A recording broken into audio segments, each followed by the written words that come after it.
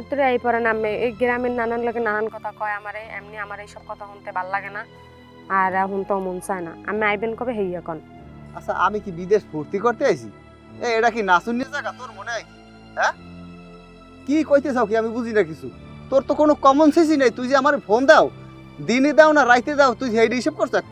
হ্যাঁ তুই আমার হুট করে কও কি এখন তুমি বাড়িই পারো? আচ্ছা আমি যে বাড়ি আমু এত কিস্তি ছাড়াইলাম, এত ঋণ করলাম, হেয়ার পরে এই টাকা পয়সা ছাড়াই আমি যে আইলাম, আমি বাড়ি গেলে টাকা পয়সা দেবে কেটা? আমার বাহে দেবে? হ্যাঁ টাকা পয়সার কথা হ্যাঁ আমি বুঝবো হানে, তুমি দেশে আই পড়ো। কত মানুষ তো আছে দেশে বই কামাই হেরা কি খায় না?